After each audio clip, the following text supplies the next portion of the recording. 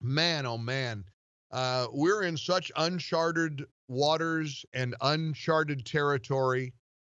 And I really pride myself on reflecting the mood and the will and the spirit of this country. I'm think I'm pretty good at it. And at this point, we know that we're in the middle of the ultimate debate. It is. It's a huge debate. As places like Texas are starting to reopen hair salons, nail salons, tanning salons, gyms, exercise facilities, big state, a lot of people. Florida's a big state, a lot of people. They're creaking the door open as well.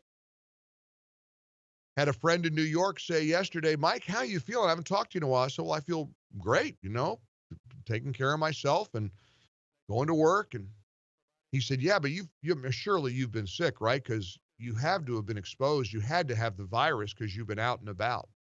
So there are people that have a mindset that if you're out and about, because understand, many people in New York where so much illness and death occurred, a lot of people in New York, they're still locked down. I mean, they ain't going anywhere. Understand, they're not leaving their home. They have food delivered, they wipe it down, they peer out from behind the crack in the door with a mask on. In my case, I go to the grocery store, I go to Walmart, I went out to eat in an outdoor dining area that has been approved by the state of Florida. Had a guy come into my condo yesterday, service guy, doesn't matter who, probably my age, maybe a little older even. And I noticed he had a little bit he was coughing a little bit, maybe just clearing his throat, maybe just allergies, maybe not. And he just had no intention of staying 6 feet away from me. Didn't even cross his mind. No mask. And no, it didn't even cross his mind. So people either think that way or they don't. And again, I got no idea the guy may have had allergies. But none of us want any of us to be sick or certainly to die from this terrible, terrible virus. How do you balance it? How are you going to how do you tell somebody with like a utility company that comes into people's homes, all right, at least for now, we're going to make sure our technicians have a mask on and they make an effort to kind of stay 6 feet away from customers. How do you do that? If because it's changing our way of thinking. I've paid really careful attention to what President Trump wants to do. He wants the country open. He wants to do it wisely. He said he's up at night. He's up at night agonizing over people, this whole crisis we're in the midst of. One thing about a crisis, you can't pretend we're not in a crisis when we are. You just can't.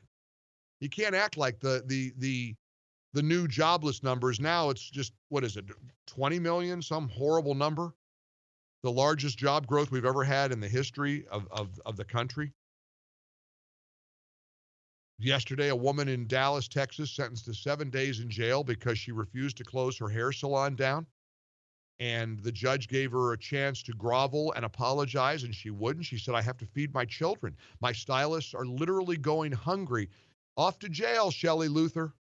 7 days, $4,000 fine. And, of course, Shelley's all masked up, gloves, her stylist's taking all the precautions.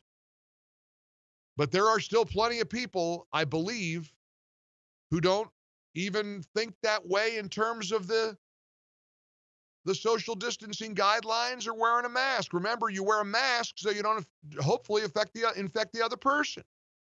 This guy has a cough, my age. I don't know what he's coughing about. I'm not really a germaphobe. I don't know. I guess I kind of am.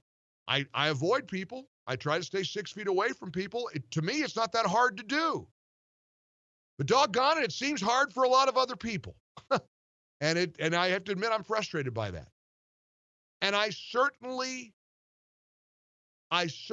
am disgusted and mortified and appalled that a woman who's trying to stay alive and feed her children and keep her business open for customers who are willing to enter her business if they choose gets sentenced to 7 days in jail. She's going to be behind bars for a week, come up with thousands of dollars of fines because she didn't apologize and she wouldn't promise to shut her salon down. Oh, and P.S., now they're going to open the salons in Texas day after tomorrow. So because she's a week or two or maybe 3 ahead of that, she has to go to jail. The other hair salon owners are going to start getting revenue again. In Washington State, a barber, defiant of Jay Inslee's stay-at-home directive, he's opening up lines around the block to get people come in to get a haircut from him. I'm just mystified by the whole thing. And I'm sure you are as well, as we welcome you in to the ReliefFactor.com studios. Back to work again. It feels great to commute, especially when there's no traffic. Not a lot of traffic in the highways and byways of Tampa Bay, Florida.